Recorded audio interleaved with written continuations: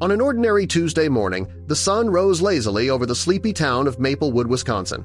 The streets were quiet, save for the occasional rustle of leaves and the gentle hum of a distant car. In the heart of town, nestled between a bakery and a hardware store, stood Maplewood Grocers. It was a modest establishment, known for its friendly service and the faint aroma of fresh bread that lingered in the air. Inside, Sarah, the store clerk, was busy arranging cans of soup on a shelf. Her mind wandered as she worked, thinking about her own life, her dreams, and the small joys that kept her going. It was a routine day, or so she thought. The bell above the door jingled, breaking the morning monotony. Sarah glanced up, expecting to see one of the regulars. Instead, she was greeted by an unusual sight. A black Labrador, tail wagging furiously, trotted in. He carried a worn-out backpack in his mouth, the fabric frayed at the edges. Sarah blinked, momentarily stunned.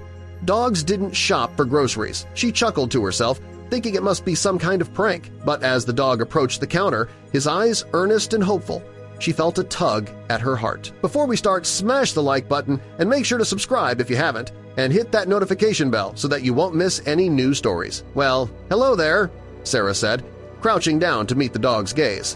What have you got for me? The Labrador, whose tag read Max, gently placed the backpack at her feet. He nudged it with his nose, urging her to open it.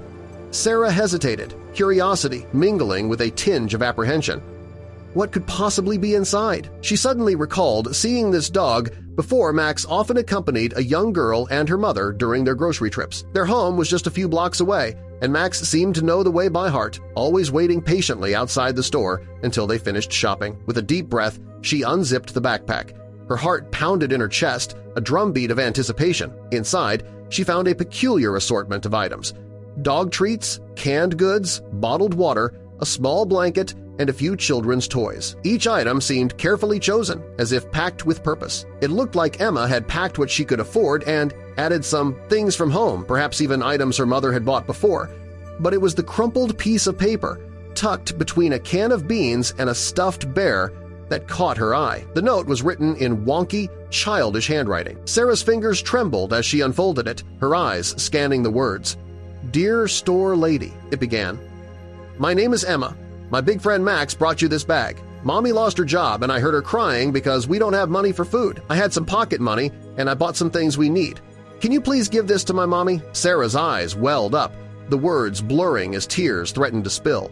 An 8-year-old girl, driven by love and desperation, had sent her dog on a mission of hope. It was a plea for help, a testament to the resilience of a child who refused to give up. Max watched her, his eyes full of trust and expectation.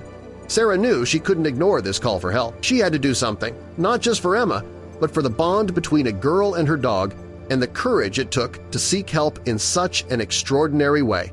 Determined, Sarah set to work. She fulfilled Emma's request, gathering the items and setting them aside. But she couldn't stop there. This story, this act of love, deserved to be shared. Sarah reached out to the community, chronicling the tale of Max and the backpack. Out of respect for privacy, she kept Emma's name private but shared the heart of the story, a loyal dog and a brave little girl who asked for help. She spoke to local charities, food banks, and community leaders, her voice steady and passionate. The response was overwhelming. People were moved by Emma's story, by the ingenuity of a child and her loyal companion. Donations poured in food, clothes, toys, and funds. The town rallied together, a testament to the power of community and compassion. Within days, Emma's family found themselves surrounded by support and kindness. As the days passed, Sarah watched the transformation unfold. Emma's family, once on the brink of despair, now had a lifeline. The town had come together, united by a shared sense of purpose and the belief that no one should face hardship alone. And through it all, Max remained a steadfast presence, his tail wagging with gratitude and joy. He had become a symbol of hope, a reminder that sometimes the most extraordinary acts come from the most unexpected places. Sarah often thought about that Tuesday morning, the day Max walked into her store carrying more than a backpack. He carried a message, a powerful testament to resilience, love, and the unbreakable bond between a girl and her dog. In the end, it wasn't just about the groceries or the donations. It was about the spirit of a community that refused to let one of its own fall. It was about the courage of a child who dared to ask for help, and the loyal dog who delivered her message. And as Sarah stood in the store, watching Max play with Emma outside, she knew that this was a story she would carry with her always, a story of hope, of love, and of the extraordinary power of a simple act of kindness.